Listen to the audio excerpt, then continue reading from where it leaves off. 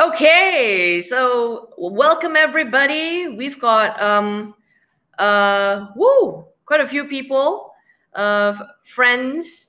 I see some familiar names. How's it going? Good morning, Chris. Awesome. Thank you for coming. Yeah. I hope all of you have had your coffee. We have Jonathan Yabut with us today. So I'm very, very happy. Thank you very much, John, for being here with us. My pleasure. I'm so excited to be here. Thank you for having me. Absolutely. All right, Esther. Okay. Happy to see you as well. So, guys, before I go jumping in, let me just give us a quick introduction of today's series. Welcome to the Resilient Leadership Live series, where we bring amazing people, really amazing people. I'm so stoked and blown away by your story, John. And just John's story, everybody, on how he won in the Apprentice Asia. He was the winner in the Apprentice Asia 7 years ago. It's amazing. It shows every bit of resilience, and resilience is very important, ladies and gentlemen. Those of you who are watching this show now, and resilience is important because it's required in leading through what we may see as the new norm, but also a lot of uncertainty. And resilience is one thing that I found in every successful leader and every successful entrepreneur out there. And so today we bring a very, very powerful topic. Okay. So before I go into that, so many people. Hi. Hey, how's it going? Paulo, wow, okay. Paulo, you're logging in from Philippines. Jean, nice to have you. Awesome. Mazuki, Mia, thank you. Jam, Aquino, Jam, hey, you must be logging in from Philippines, probably John's, one of John's friends. Suto Siang, nice to have you. Nick, awesome. Wow, okay, we've got a lot of people logging in and they're all coming in. All right, so I hope you have your questions ready for Jonathan. But before I start, just let me give us a quick introduction here, everybody. With myself. So a little bit about me. My name is Marissa. I'm the CEO and founder of the Spark Group Asia. We bring all these amazing prominent speakers to you. We have our coaching offices in Vietnam and Singapore, but we're headquartered in Kuala Lumpur, Malaysia. Our big, hairy, audacious goal, BHAG, is 100 leadership intelligence coaches all over Asia. And we cover leadership. We're always coaching, whether one-to-one, group, or in seminars and workshops. We talk about leadership, helping people to manage their businesses better, putting the HR systems, operations in place, and also look at helping them to build great teams. Yeah. So this is a little bit about myself. But as I go into this part of the conversation here, guys, let me also welcome Jonathan Yabut. So Hello, everybody, good if you morning, can, everyone. yeah, I'm so happy to have you guys. If you can hear us loud and clear, can we just give a great hello to John Yabut? Woohoo! Good morning. Hello, All guys. right. Excited to be here. Excited. So please send us your love. And before I go into this, guys, let me give you a quick, let me give you an introduction for our speaker and our panelist today. I followed his work for a while. So John is somebody that's not new to the industry. I followed his work, very refreshing views and thoughts, especially when it comes to leading and managing the new age employees. I really love some of the stuff. So I follow a lot of your great work, John.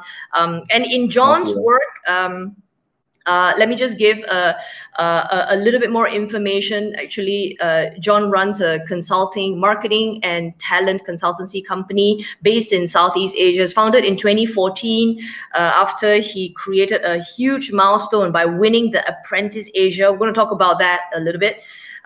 John operates in 3 key cities, Kuala Lumpur. I'm so glad you operate with us, and I'm so happy, John. You said you spent 5 years with us, so you're probably very Malaysian.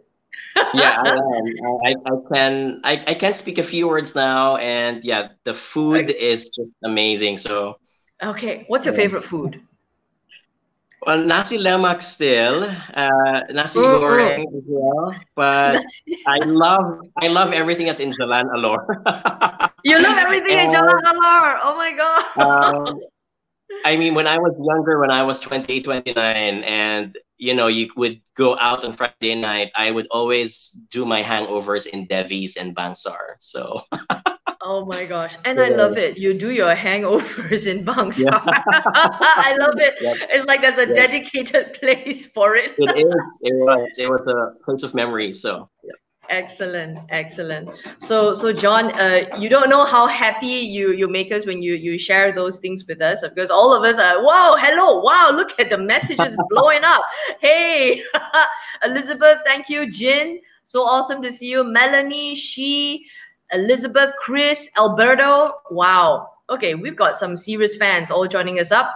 So and a little bit about John. Specializes in so many different tracks. I think I love your work. So diverse, but you're also very deep. You talk from a lot of experience. And John specializes in marketing, branding, and digital content. We're going to talk a bit about that today, as well as talent management and HR. All right. So some of John's best work has already been published and featured on CNN, on The Edge Malaysia, on Inc. So very, very excited to have you here. So thank you very much for being here today, John. And so can I start with the first question? Yes, go ahead. Okay. So I've lined up my own questions because I'm just so excited to have you here today. But guys, remember to pop your questions in there for John. He's here for us to really have a lot of fun with us, but also help us to answer some of those burning questions. Hey, John, how are you going?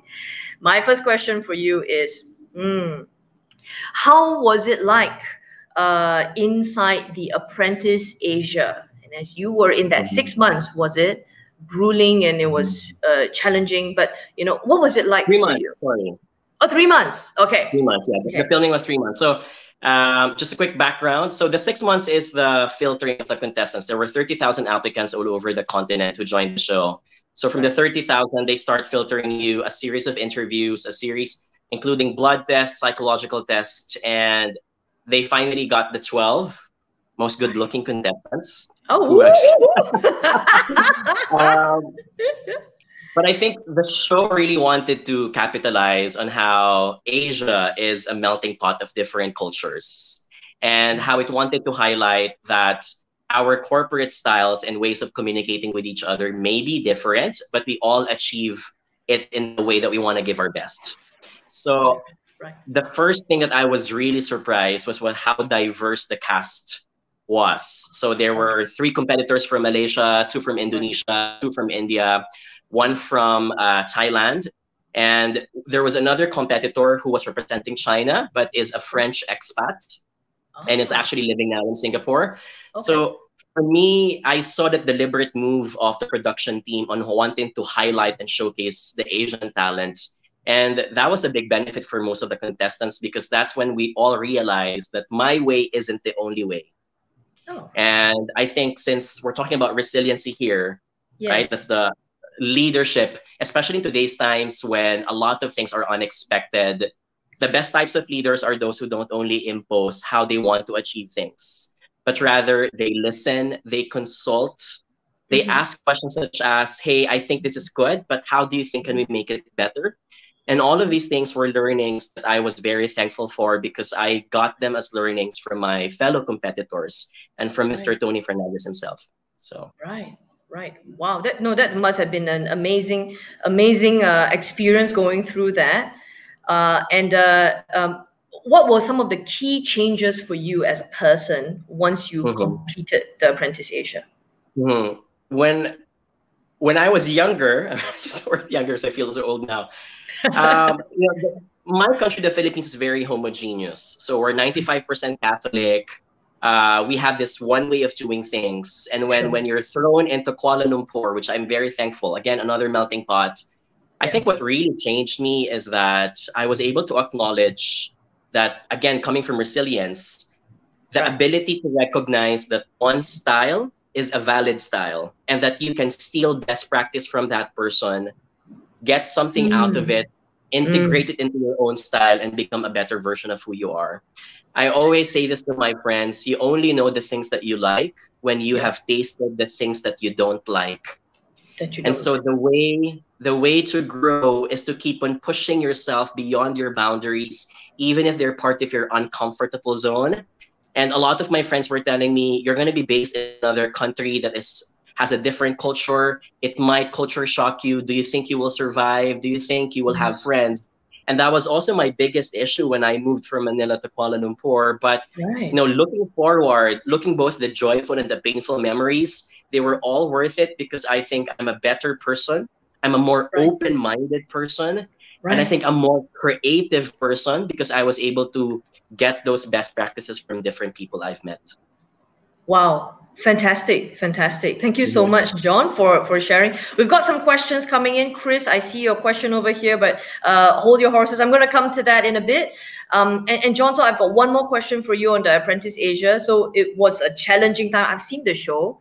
Oh my Mhm. gosh, it is crazy. People were pulling hair, they were crying, and they were screaming at each other. And so I Mhm. imagine winning it, it was not an easy task. So one question for you: would you do it again? Mhm. Wow. Definitely. I think I have a different reservation now because I'm 34 years old versus when you're 27. I would still do it. I would still do it definitely. I would do it only because I think I'm at that phase of wanting to learn new things again. But See. I would love to join an apprentice version that is apprentice global. So for Mm, example, they would get all the winners from different countries and they would countries. pull them all together. And the reason for that is because you want to go to a level wherein you want to expand beyond just the continent and also the rest of the world. And I think when you have a situation wherein the world is becoming smaller and smaller, there's Yep. also an ego, a part of ego for me. Like if you want to prove that you're the best of the best, you don't Yes. just benchmark yourself versus your backyard, but you also want to Yes. benchmark yourself versus the rest. So Right. that part, yes, I think I would agree. But of course, I would be very cautious again with all the stress because a Yeah. reality TV show is a highly, Mm. highly stressful show. The production, how things, small things such as some contestants not waking up on time because they Oh. forgot to put their alarm, and how it can disrupt the entire filming. Those things happen, and those things can change the next 3 days. So those Right. kinds of stress, a part of me would think twice, but yep, why not? Sure, I would definitely do it Wow. again. Okay. So Yeah. thank you very much, Jonathan, for sharing your experience. Especially, all of us here have the opportunity to ask you and to meet with an Apprentice Asia winner. So let's jump into our topic today. All right. Mhm. So gang, today we're talking about digital recruitment and employer branding, and that is also one of our key topics that John Yabut is going to be sharing with us during our Resilience Live Leadership event on May 8th and May 9th. So those of you who have just heard about it, please stay tuned. I'll share a little bit more information on that later. But today's topic is on digital recruitment and employer branding. So let's get into it. What is the importance of positioning our businesses, our organizations, digitally? And I think a lot of us are very familiar. We came from that old school. You say you're in your 30s. You probably remember those days when we still use newspaper clippings, probably. Mhm. Yeah, a Yep. little bit. And then we used to send our CVs in brown envelopes, those days. Yeah. So for some of us who can remember that, but if I may, what is important about going digital with our recruitment, and Mhm. how does that tie in with the employer brand that we create? Mhm. Yeah. Mhm. So John. I first and foremost, I do recall those moments wherein people physically have to go to an office, talk to the concierge or the guard and say, "Hi, Yeah. I'd like to drop my resume, please." And I'm really thankful that those. I mean, looking back for me, it's a waste of time because it really eats up like your time to commute just to do that. And now you can, through a click of Absolutely. a button, submit your Yeah. resume. Yeah. Well, first and foremost, I think gone are the times wherein companies thought it was a one-way street. Wherein, hey, we're all good and mighty. We are a multinational. We're a big conglomerate. If you want to apply for us, that's on you. You have to show who you are and give your best. And so I think a lot of the HR folks during that time in the 90s and late 2000 were more lax in saying if they want us, they will be the one to approach us. But these Right. days it's different. The Right. war on talent has become very competitive, That's right. And this is statistically, the statistics is that if you have a bigger population, as your population goes bigger and bigger, you're going to have a high chance that you will be able to get some candidates who may not be fit in your company. They perform well in the interview. They look so eloquent. They sound so good, but they transform into Absolutely. a different animal the moment they get into the company, right? And Absolutely. so you Yeah. wonder what went wrong. And Mm. this is where each company today realizes that, gosh, I have to take my talent acquisition more seriously because I might not be getting the right talent for my organization. And Right. digital branding and digital recruitment is important because in Southeast Asia alone, and remember, the United Nations data shows that the average age of a citizen in Southeast Asia is age 23 to 25. Mm-hmm. So that's your average age. It's a very Average. young population, which Mm. means in the next 5 or 10 years, majority of the workforce, about 50 to 70%, will be coming from this age range, right? Right. So a lot of Right. them are going to get older as well. So the 25s are going to be 30 soon, the 30s are going to be 35. But the point is, this is your generation that has grown up into viewing the world from a social media lens. In the That's right. same way that when they compare how to buy the next iPhone by looking at Google search, by looking at Lazada, by looking at different websites, they do Mm-hmm. the same habit when it comes to comparing, should I apply for this company X or company Y? And Right. so you can't afford that your reputation is just based on word of mouth, or your reputation is based on how employees who left the company and left a bad taste would speak ill of you. And rather, Right. instead, organizations today have to be more on the offense, portraying and showing the kind of reputation that they want so that they can attract the candidates that they want to be in their company. There's a really good strategy behind this because when you show the right, I'll give an example. Yep. Accenture, for example, is very good for this. Accenture Mhm. India, Accenture Malaysia, Accenture Philippines. Right. When you look at their Facebook accounts, they Yep. don't just post job openings. They post a lot of videos of how their employees work. So one of the Right. things that I really like, for example, in Accenture India, they showed this. It was a viral video that every Mm-hmm. 1 o'clock p.m., in order to keep their employees energetic, they all Yep. dance into a popular Bollywood song. Mm-hmm. Mm. And the Wow. reason for that, so they all it's really interesting because they all Fun. dance, they all laugh. And I Yeah. like this because you try to expose the culture of your organization that we're not just here to make money, we're also here to have fun. Right. And that's the Right. kind Right. and if you want to portray that kind of culture to your potential candidates, you have to be on the offense. You have to be the one spoon feeding this Mm. information for them rather than Mm. them finding out who you are and perhaps the information they find out may not be the best thing. Yeah, and that's a really interesting perspective, John, because I found that there are different types of companies, and some companies are just they're on the offense, but they're just showing it, and then when you eventually Mm, get in, they're like, oh my gosh, there's nothing like on the website. You get in, and then the exactly. boss is narcissistic, is dictatorial. No, you don't get heard in meetings. So Mhm. those beanbags that you saw on the photo on the website, it's just one room, and then after that, it's all, so is there a balance, because there are some companies that are doing that, but they're not exactly living what they show on the Mhm. outside. Mhm. Mhm. Do you experience that too? Yes, I have. I can't. I wish I can mention who these companies are because I mean, as someone who consults, so we do Okay. employment branding services for Okay. companies, and so we've had some companies we're in. Okay, you want to put that in your website, but that's not really who you are. And fine, as long as right now there isn't such a thing as a crime as false advertising. But Right. I would always caution HR and say, all right, if you want to portray that for now, please make sure you commit to it in the long run, right? And this is where Mm-hmm. I want to caution HR folks because I understand that you want to put your best foot forward, but in today's world we're in, your millennials are also investigators. That means that Investigators. before they click and submit something on LinkedIn, they will investigate you first. One of my favorite websites, for example, is glassdoor.com. So Glassdoor. glassdoor.com is like a trip advisor for all companies. A lot of my friends would always check it out before they see if a company is portraying the right image that they have on Facebook.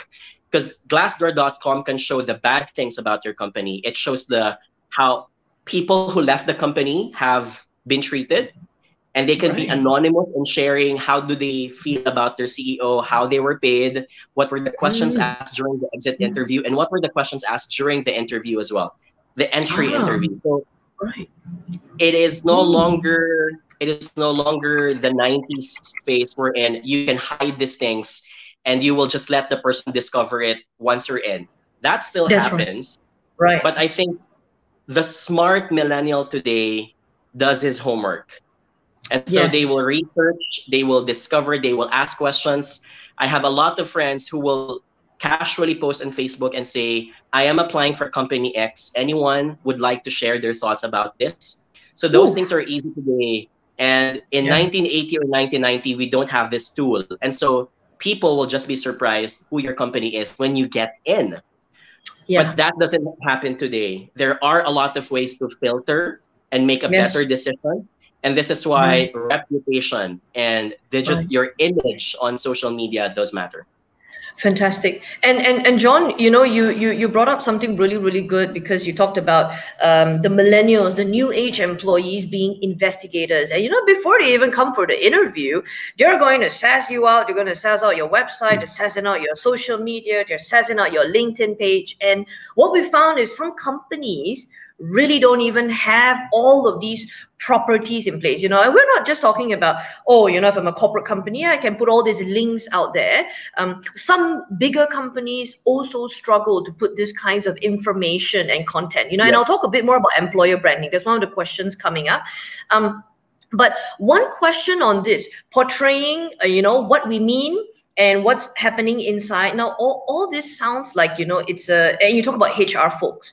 Are these strategies that you talk about also similar for SMEs, your small, medium Mhm. enterprises? Because I think SMEs do struggle with being on at the same par with corporate because they've got resources and they've got lots of exciting things going on. For example, you can have a HR team and then the HR team is doing, okay, today is charades day, and then Friday, every last Friday of the month is potluck day, you bring your own food, you Yeah. cook at home, so you can do this kinds of stuff. But when I'm in an SME, I've got like 20, 30 people, everybody is on, most of the time, and they are working, so they probably don't have these resources. What are some things that they can do? So is this can you help us differentiate how you've seen some small medium Mhm. businesses also do that?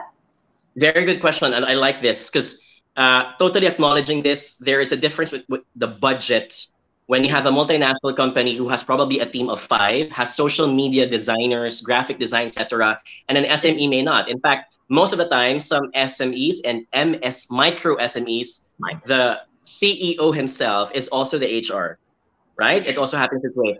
I think one good case study I'd like to share is what's happening right now. And we Okay. recommended this highly to a lot of the SME clients that we had.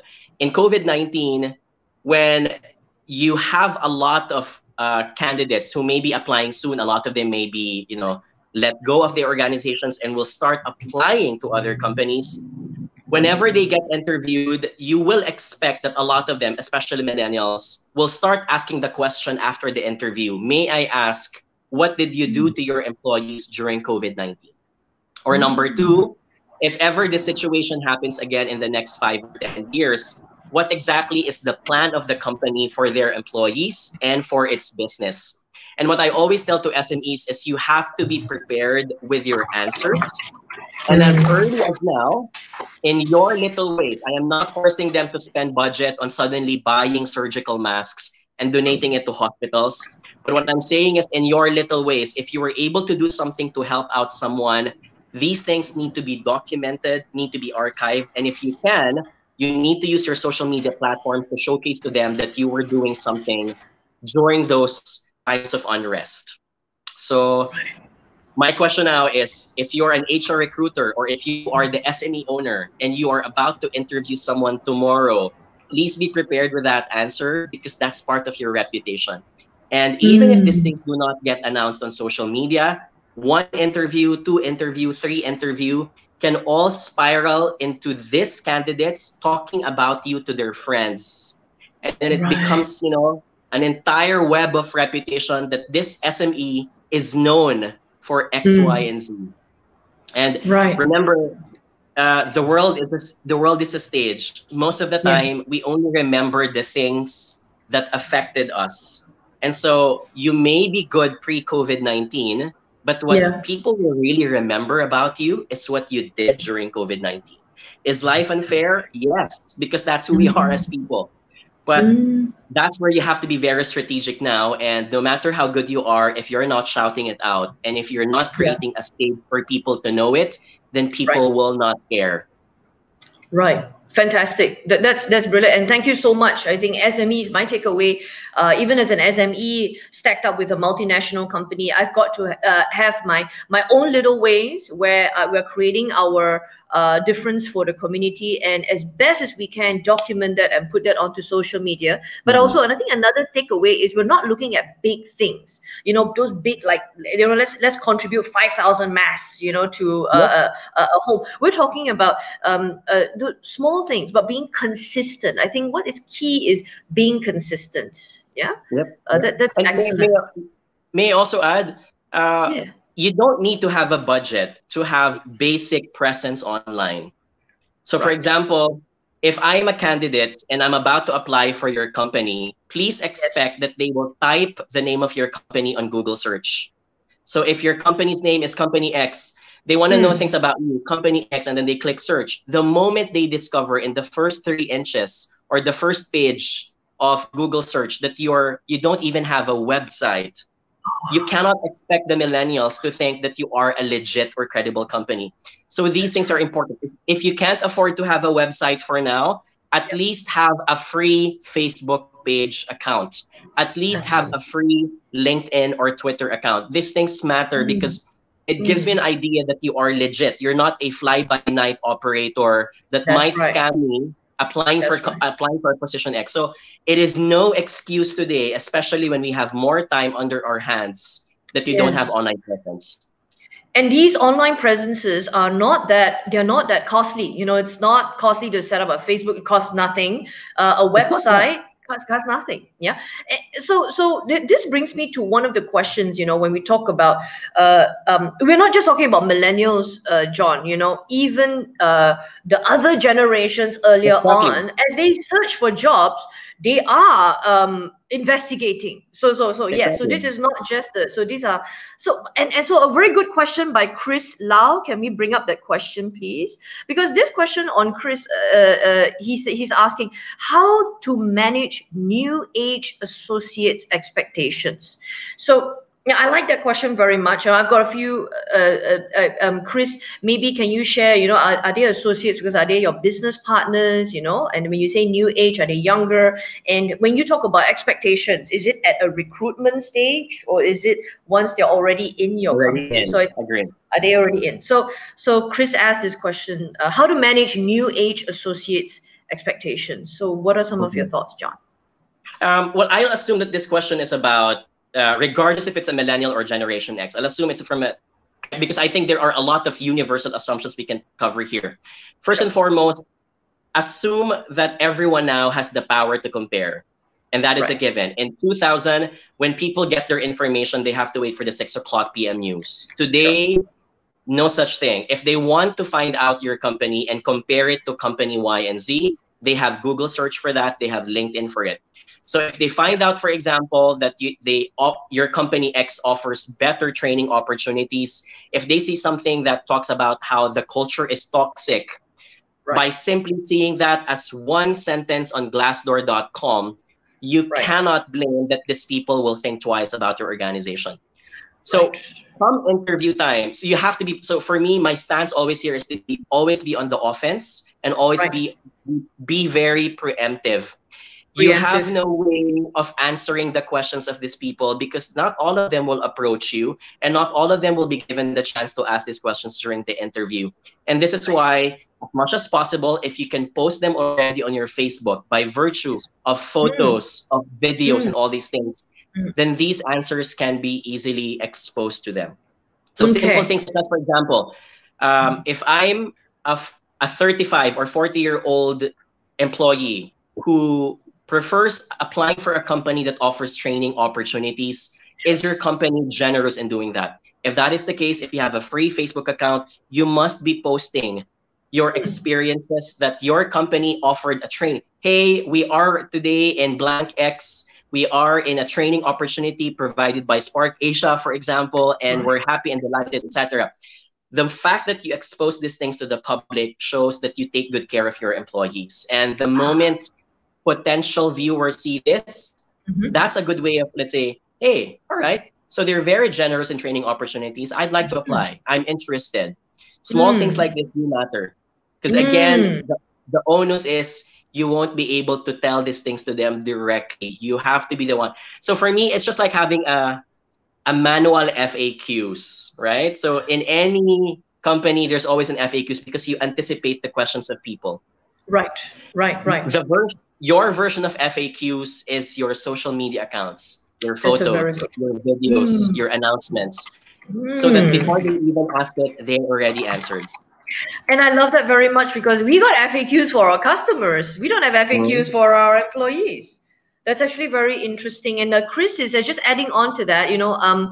He says that the managing of expectations are at the recruitment stage, and it is also the Generation X and Generation M. Okay, so millennials, yeah. So maybe the X and millennials. So I think just recouping this, he's talking about the expectations that he has to manage. And so when you talk about putting all this information out there, I'll let you read it so that you know, because they will not have a chance to ask us this directly. So the expectations are all out on the website, all out onto social media. But what I'm trying to preempt here in Chris's question is, are the expectations a lot? How do millennials are there like this amazing amount of expectations from the newer age employees that companies should be like this? I mean, even one of the feedback that we got from some of our clients that they don't we don't have a conducive environment, and a lot of employers complain about the fact that sometimes the millennials expect, the newer age employees expect, cozy chairs and tables and grass on the floor and bean bags and all that stuff, because that's what they see from some of the bigger companies as they attract those types of employees, right? So are the expectations, the gap so big, and as an employer I can't necessarily provide all of these things. How do I manage that? Is that a gap out there? Yeah, I'm just preempting Chris's question over here. And very good question. This is where I highly recommend that we have to treat your candidates just like any customer. And in the same way, HR recruiters and business owners are also advertisers. So in the case of customers, expect that when they see something from a poster, they will visualize. Remember, the psychology of humanities, we always want to be optimistic. And so when we see a visual, we expand that visual. When we see a visual of a nice chair, we expand that visual to the rest of the office. And sometimes we can even exaggerate it to the point of, is there free food? Is this the same way that I see how Google offices are? So have an assumption that customers are going to be customers. They will always pound for the best value with the least amount of cost. That's how we are as customers. But in the same light, if you are the HR recruiter and if you are the business owner, this is where, as an advertiser, I'm going to use the word advertiser now because technically speaking, if you are promoting your company, you are selling a product. You are branding a product. This is where you need to have a good balance of communication that portrays the best things about your company, but at the same time, being transparent. And for me, the third part is, this is where you have to compensate. If there are not so good things about the company, you have to highlight instead the great things about the company. And technically speaking, that's what really is advertising. So if you need to be honest and say, hey, our office is in this address, which may not be the swankiest office in town, I'd like to tell you that apart from that, we offer other things that you may be looking for in our company. So fine, we can't give you the best Google type office, but we give you the best training opportunities. We're proud that our employees have been staying in the company for a minimum of 5 or 7 years because they're taken good care of. We're proud that our financial stability has been audited well. And this is what you want to look for in any organization. Excellent. So this is where I always also want to ask SME owners and HR recruiters. There's also a part of educating that you need to do as a role during the job interviews. Because if I'm a fresh graduate, or let's say, for example, even if I'm already 45 years old, but I've only been in one company in my life, Yes. I have not been exposed to other companies. So my benchmark is my last company, which is misleading because he might think that that is how the universe works. So as a recruiter, you have to tell them that, hey, this is not the only way how things work. Companies come in different sizes, different shapes, and different colors, and we can't be the perfect company. What we strive to be the best, and what we're offering to you are the things that you make you happy or satisfied in the organization. So you are a salesman, technically speaking, right? You're selling a new phone. The customer does not like feature X, Y, and Z, but the customer likes features A, B, C, and D. Highlight A, B, and C, and D instead. That's right. And what I'm taking from you is I really love this. It's almost like, I don't just want to share my perfect side, I want to share the good, the bad, and we're not this, but that's okay. We've got this. And it's also important as a company that you are genuine with this is not who we are, but we don't want to be these people because we want to highlight growth for each and every employee. This is what we focus on training. And it's almost a little bit like social media. If I go to a page and I go to this restaurant and they're all I see a lot of good reviews, and I see some reviews the food came a bit salty, it was a bit cold, but the owner actually responded and said, well, very sorry about that. Why don't you come on in and we'll give you a free meal on the house. But I see some good and not so good. I don't want to see a perfect restaurant or a perfect company. I want to see a company that's trying. So that's some of the really awesome takeaways. Yeah, no, that's really, really good. Thank you so much, John. And so Chris, I hope you, thank you. All right, spot on. That was spot on for him. So thank you so much, John. Chris really enjoyed that. Del Marquez Cusay. So I hope I pronounced your name, Del, properly. The question is, how do employers and employees rise up to the challenges of the new normal? Wow, that's awesome. Thank you, Del. I think what Del is referring here is the new normal given the pandemic, right? And given the pandemic. I've heard that in Malaysia, for example, the MCO has been extended till May 12th? May 12th, that's right. So ours was just announced this morning. It's extended until May 15, right? So, and for me, the new normal will be a lot of things. Expect that a lot of us will still be continuing to work at home. Expect that business travels are going to be limited. Expects that our learning, so if in the past we do a lot of events, a lot of them are going to be like this moving forward. But the common theme that's prevailing here is, and I really love this because I saw this meme that says, who drove the digitalization in your company? Is it the CEO? Is it the CTO? And then the third option was it COVID-19?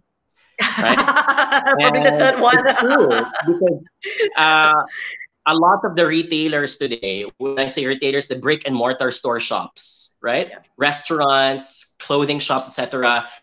Now they've realized and are regretting that they should have started their digitalization way earlier. And that's where, unfortunately, we only get forced into changing and being resilient when we are faced with a situation that we cannot control anymore. And that's where I call this the preparation quotient, or PQ, your ability to anticipate what may happen in the future, right, and doing something about it, even if it's still a far situation to happen. So when you ask about how do they rise up, the biggest thing that I would recommend right now, apart from equipping physically, is equipping the mindset of every employee. And that is, if you are the SME owner, or if you are the CEO of a company, you have to spoon feed and visualize that these are the events that will happen in the next few weeks or next few months. Small visualizations such as, I will expect that if I'm traveling 3 or 4 times a month on a plane, I will probably be doing that only once a quarter, for example. If I'm expecting that our cubicles are going to be seated this way, I'm going to be expecting that will we be seated apart, or we will be only working from home twice a week instead of, being in the office for 5 times. These small things matter because when you help your employees visualize, they get to Visualize. prepare and visualize as well. How does this relate to me in terms of my contribution to the company? How should I adjust my working style? Does this mean, therefore, that if I cannot talk to my manager on a daily basis because I don't get to see her, I have to improve my ability to communicate via WhatsApp, via Zoom, and that I cannot be supervised or micromanaged anymore on a daily basis, right? So for That's me, excellent. when you improve the mindset of people on their own, they can make their own adjustments, but you have to make the first step. I think that's a really I hope that really helped with Adele. That's a really good question because I think one of the things that you're talking about here is managing expectations. You're kind of when employees do not know what to expect. That's when Exactly. there's so much of unresourceful thinking about not being sure about what's going to happen. But for us as leaders, we have to work together to help them visualize, to imagine what is going to happen, so that we are also planting seeds for what may, Mhm. and it becomes easier for them to adapt to the changes, certain or uncertain changes Yeah. out there post COVID-19. Mhm. Mhm. Very, very good. Small, Now, small things such as well, like if you're the CEO of the company and you yes, think that some of your employees do not feel secure with their jobs, but you sure, have an sure. idea, for example, that of course you don't know what's going to happen in the next 6 months, but you know what's going to happen in the first 2 months for now. You're secure about your first 2 months. Small things such as inviting them, if you'd like to have a personal chat with me about what you're thinking right now, please do approach me. I'll be happy to set up a Zoom call. These things do matter because for all you know, if you leave things the way they are, that Yes. employee might be revising his resume now out of fear Mm-hmm. and paranoia that his job is not Yes. secure, when in reality, you have a way of adjusting and making sure that he feels secure about his jobs. So those small Mm. pieces of lack of communication, when you Mm. let them go, it Yeah, might, you might lose the best talent that you have in your that's organization, for right. example. That's right. No, and thank you for adding that on, John, because I think at times like this, there are lesser problems with over communication than under communication. Agree, agree. That's fantastic. Thank you so much. I'm going to just peel into a really awesome question coming up from Betty. Betty, thank you for joining us. Do you think the potential or current employees are demanding a lot from employers or the company? With the current situation of less job opportunities, what is the balance that will provide a good understanding for both employer and employee on company culture? Oh, that's a really good one. Thank you so Mhm. much, Betty. All right. Thank you, Betty, for that question. Again, it's a good segue to what we were talking about a while ago. This is where That's right. communication matters. Communication. Your Okay. your employees will keep on demanding things or will have this paranoia that they're not getting enough. If you Okay. haven't communicated in the first place, what are the bounds and the rules of what the employer ought to give to its employees? I'll give you an example. When Malaysia, for example, announced that it's going to give away, I think, 800 ringgit Yeah, per 600. employee, 600, Mm-hmm. sorry, per Mm-hmm. employee, Yes. do not assume that your employees don't know this, right? Know this already. It is your responsibility to announce to them that, hey, our government has given this, and for this reason, I'd like to tell you that because of this, these are the benefits or these are the compensation that you will be receiving out of the financial aid that the company gave us. On the other Okay. hand, this is how the company is faring today. This is our sales. This is how we're doing in terms of customer. Our projection is that we might not be meeting our targets for the rest of the year. When you communicate these things clearly, and I'm talking about basic things that you're supposed to be transparent to begin with your employees.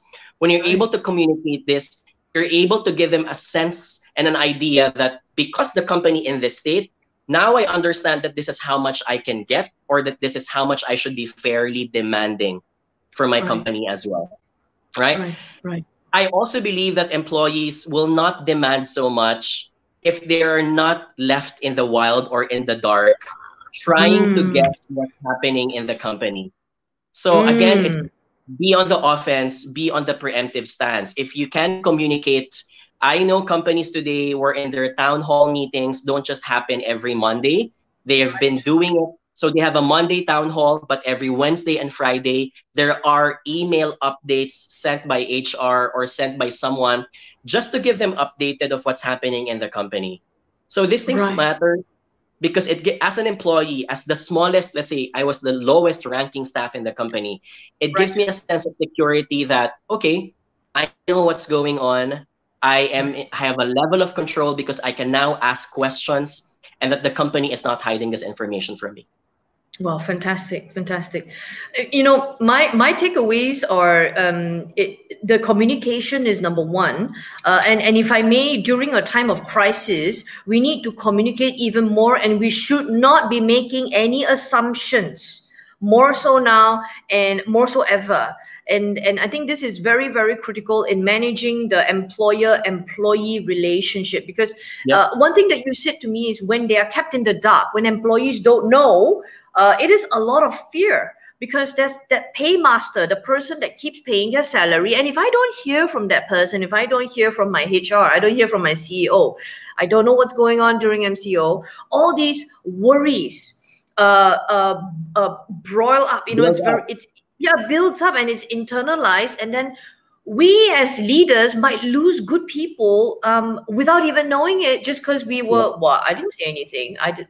So I really love that, you know, it's being very open, being transparent, and to Yep. continue the communication. So Yep. thank you so much, John. Yep. Betty, I hope Yep. that was a good May I also response. add, Yeah. I also want to add, if you're a leader of a company or a department head, you have Yeah. to take out that hat that you're only offering technical equipping. Right. That's before COVID-19. Today, Right. every manager needs to be psychologically equipping their employees as well. Small things such Right. as, for example, if in the past we ask questions such as, is your laptop working? Do you have the right time? Have you reimbursed your receipts? This was the norm pre-COVID-19. But today, small questions such as, how are you doing at home? Is there Yeah. anything that you need? Small things such as your employee may still be employed, her Yes. husband was laid off. Just Small asking things such how the husband was. exactly, and you Yeah. don't. These things will not be brought up by employees most of the time, but small gestures such as nudging them and saying, "I'm here for you. I can't give you everything in life, but if I can offer help, and that can help you become more productive in your work, I will help you out." Small things such Right. as if your company can offer salary loans, if the Yeah. company is equipped to do so, perhaps not all of your employees know that that even exists in the first place. And if you Ah. are a manager, and I know a lot, when I was young and I was 24 years old, these things didn't matter to me because Yeah. it wasn't just in my radar. But now, Right. if you have these kinds of employees who fall into situations, it might be your responsibility to take that proactive role and say, "Hi guys, just so you know, our company offers this assistance. And if you need some help, you can contact our HR or copy me in the email and I'll do my best to fast track the process." I love that very much, John. It's almost like your employees know that you as the employer, you know, we've got your back. You know, they Yep. just need to know that, and you just imagine the kind of loyalty that will go way beyond post COVID-19 if you Yep. offer this kind of compassionate assistance. Yeah. So Mm-hmm. thank you, and so comments from Betty. Thank you very much. She good take to help them to understand the fear. Guys, we're more than halfway in this interview. Those of you who are having a really good time with John, can we just hear a shout out? Say yeah if you're enjoying yourself. Getting some Thank you. I'm really, really enjoying it as good. well. Yeah, if you guys are learning a lot here, gang, please give us a shout out. Let us know if you've got more questions. Let us know if you want John to stay on. Okay, very valuable time that we have from you here, John, and the Yeah. insights are beautiful. Your insight with we some of us on this call we've managed employees for a long time, but giving your take on how it's moving into especially the newer age employees, Jefferson, Mazuki, thank you very much. They're all peeled in. Jean, all peeled into your show, this show here. Thank you very much, Laura, Visaka, Jin, awesome, Betty. Okay, good. People are enjoying the show. Okay, so we've got another question coming up here, gang. So Nick Kyronisa is asking this. Laura, thank you. I'm glad you're taking lots of notes. Nick Kyronisa is asking about this. Oh, this is a big one. And this is something I find as well as a CEO when I do my interviews. Candidates always seem to look good during interviews, but it's only when they join my company I realize their true characters, and I realize there's a mismatch of values or even abilities. What can you advise to be better at interviewing and knowing my candidates better? Wow. That's a good one. I love the question. I'm an advocate of this. So 3 things. Number 1, apart from asking technical questions about the resume, have a mindset that resumes in many situations are going to be exaggerated. They're going to be bloated. And a lot of candidates today think that they can get away with it. So do away with pure questions about resume and move towards simulation questions. So for example, regardless if you're applying for a social media graphics designer, an architect, or a writer, I ask one mathematical question to my candidates. And that question would be, what is 25 times 28? And a lot of you might think, why are you asking a math question even if the position is artistic? And that question simulates how the person reacts in times of ambiguity and in times of challenges. So you'll be surprised whenever we ask this question, we have different kinds of candidates. We have candidates who, reply calmly and say, can I get a piece of paper and let me compute it for you? Or let me get my phone and let me compute it for you. But we also have candidates who react violently and say, why are you asking this question? It has nothing to do with those jobs. This kind of question, really filters how people react in times of ambiguity, in times of challenge. And again, talking about resilience, it's one of my favorite questions that serves as a litmus test on how the person behaves when he doesn't know what to do next. Because let's face it, when you're asked with 25 times 28 and you're only given 30 seconds for it, a lot of people would panic. A lot of people would feel that they're on a hot seat. So that's one. Number 2, speaking of simulation, the trend today in a lot of organizations is that the interview is not just a sit down, it's also an activity. So for example, having come from the airline industry, this is no secret, but many cabin crew members, before they are approved for application, a lot of them are asked to build a tent for 15 minutes with 3 other candidates. Build a tent?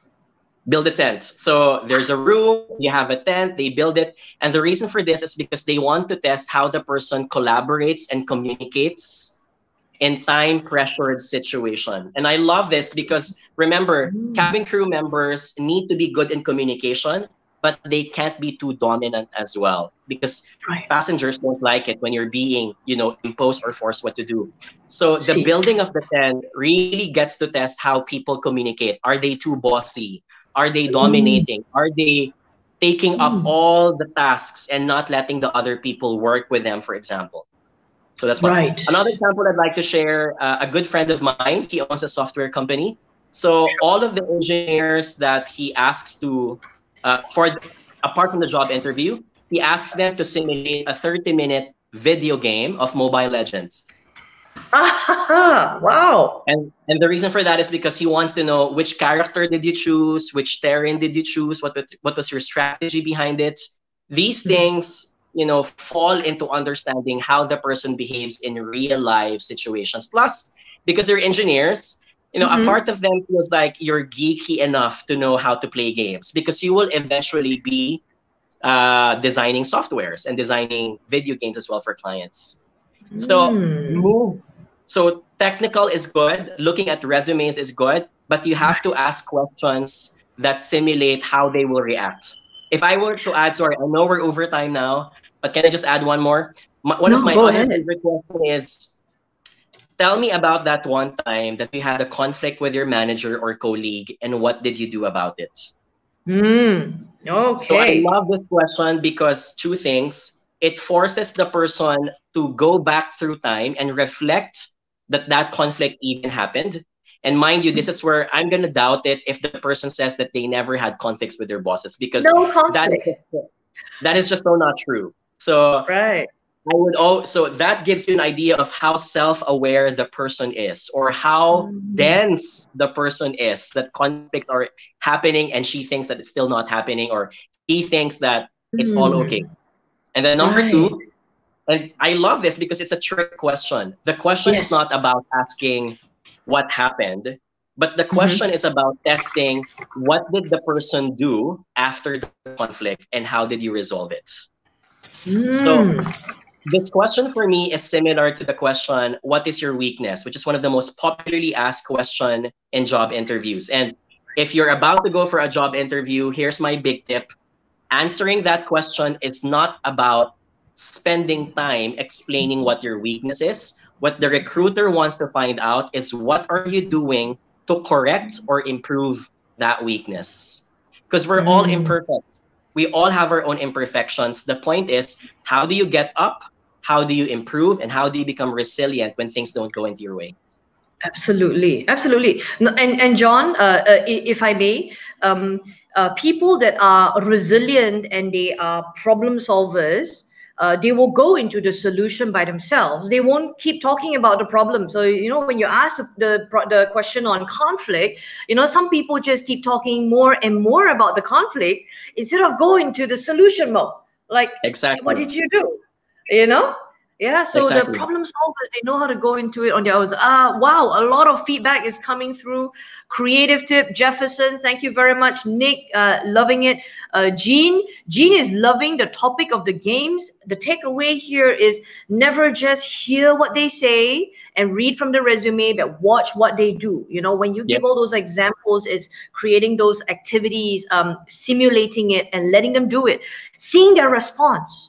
And one of the key things that I found, John, is asking those questions is one part, but I think a lot of leaders, a lot of employers don't know what to expect when they when Mm-hmm. they hear when they see people do certain things. They don't know how to read that, and that Yep. that is one of the issues. So what I'm taking away from this discussion is, you're also teaching us, okay, if they respond this way, if they lose their temper, like, what has this got to do with the interview? Mm. That also are opportunities for us to read. Ooh, when he doesn't know what to do, he flips like that. Ooh, and Yep. there are a lot of things in our businesses that we won't know how to do. Yeah, so Exactly. fantastic. Yeah, Jean, thank you so much. And a question coming through here, gang. Those of you who want John to stay a little bit longer, can you please say yeah? John, can we, do you have a little bit more time? I know you have another Um, interview. I have another, yeah, I have another introduction, but I can think I can spare 5 more minutes. Okay, 5 more minutes. Okay, we'll go for one more question. Okay, so Okay. Jean's got this question. Can you share how resilient millennials are? How can their employers help them to be more resilient so that they are ready for the future? Mm-hmm. Wow, love I that. love this question. I love this question. Love it. Uh, First, again, let's put a hat. And the millennials today have a better life. We all have to admit that. So, a level, there's better affluence now. Things are easier, right? So, um, you have to understand that when they think that something has to be done faster, it's not because they're simply lazy. It was only because they grew up in an environment when it was the norm. And Right. so when they're faced with a situation we're in, why does it take extra 5 more steps when this was originally two? It's not because maybe some of them are lazy, I get that, but a lot of them are resisting it because it's not just how they saw their universe, See. right? So this is where when situations don't go into their favor, a lot of them have that low ability to persevere more and say, there's another way of doing it, right? So for example, if you're 40 and I'm in my 34 right now, I have a tendency to tell some Generation Z, during my time, it took us longer to do this and that. If only you knew that we used diskettes when we had to save files, and now you can just put them on Google Drive, for example, Totally. right? Totally. So Yeah, yeah. I want you guys to flip the coin and say, when they complain that things don't go into their way, it's not because they are simply lazy or because they simply don't want. So my recommendation always is to tell them the story, help them appreciate that things weren't like this in the past. And for that Mm. reason, they get to appreciate that they are simply lucky. I'm going to use that term, that they were lucky that they were born, because we don't choose when we are going to be born. Right. That they were lucky to be born in a time when things are more convenient for them. And I'm always like this because whenever I tell those stories to them, they have better appreciation that these things aren't taken for granted. It Yeah. also helps my Generation Z employees understand why I act this way. I'll give you an Sure. example. After COVID-19, you will expect that a lot of the Generation Y and millennials like me, when we become parents, we will now have that tendency to always stock up the pantry. Mm. I think that's going to be a permanent scar. That's going to be the That permanent is scar for me. I'm going to make sure. sure that if ever it happens again, it will be like that. My Right. children may not be understanding why I do that. And they think I'm over preparing. They think I'm spending too much. But Right. if only I take more time to explain to them that there was a time during my younger years that this happened, and Mm. that traumatized me. Plus, I also want to be prepared because it can happen again. This is why Right. I act this way. That's right. So I love it. the why is the Mm. most important. I mean, Simon Sinek, has this beautiful. I mean, if you're familiar with the why, Simon Sinek. Yes. people don't buy things because of the what. They buy things because of the why, right? Yes. You don't Absolutely. buy a laundry detergent. Let's say, for example, if you're a parent, you're a mom or a dad. If you buy a Yeah. laundry detergent, it's not just because you want to clean the clothes of your children. It's because you want to become a responsible parent. That's the Right. why, That's for right. example. That's right. Yeah. Fantastic. John, thank you so much. And Jean, I hope that helped you. I think that was a really, really good question. And John, thank you so much. I know that you have to go, but can we just get the last question from you is what Okay. are we going to learn from you in the 2 days, May 8th and May 9th? Ladies and gentlemen, if you're learning about this today, we are actually inviting Jonathan Yabut, the Apprentice Asia winner and Millennial Guru, to present and to talk in detail about digital recruitment and employer branding. If you enjoyed today's segment, please join us on May 8th and 9th. John will be with us as well. So, John, what can we expect from your segment? So if you guys had a great session just a while ago, a lot of those things will still be shared. We're going to talk about digital recruitment. So a lot of these are psychological and sociological frameworks of why people think this way when it comes to making decisions and wanting to be part of your organization. So regardless if you are a job applicant, this also applies for you, or a recruiter, I'm going to be sharing some tips and advice on how you can put your best foot forward, being able to stand out and cutting through the noise, because that's going to be a very important part today, guys. We don't Right. get to see each other physically anymore, so all the noise is going to be online, right? That's So right. how do you cut through that? How do you stand out? So we're going to be sharing a lot of tactics. Plus, the best thing I always do with my presentations, we give case studies. We give Oh, examples from companies, organizations, those who failed and those who succeeded, and what can you get them from them as best practice. fantastic. Thank you so much, John. If I may, one of the most refreshing things that I'm getting from you today is also the case studies. You've obviously worked with so many different businesses, corporates, multinational companies. Ladies and gentlemen, just very quickly, I know John has to go, but we're bringing to you 8th and 9th of May 2020, the Resilient Leadership Live event for 2 days, how to lead in the new norm. We actually bring to you 10 different speakers from 6 different countries to you. Jonathan Yabut will be talking in depth. We have speakers from Malaysia, definitely speakers from Indonesia. We've got speakers that will teach us how to manage virtual and remote teams as we get into the new norm.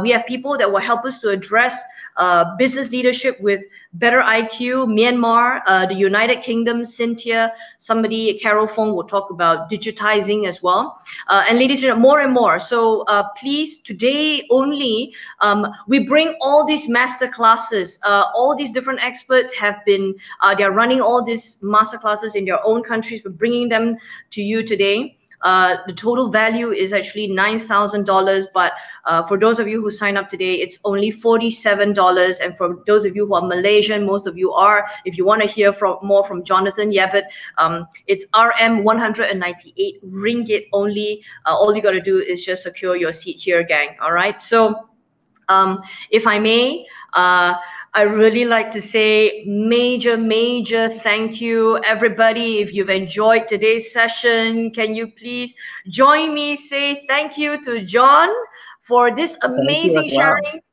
I cannot wait to hear more from you during the 2 days leadership live event. So join me, everybody. I like to say thank you, John, for being here with us today. I had so much fun. My pleasure and my honor to be here.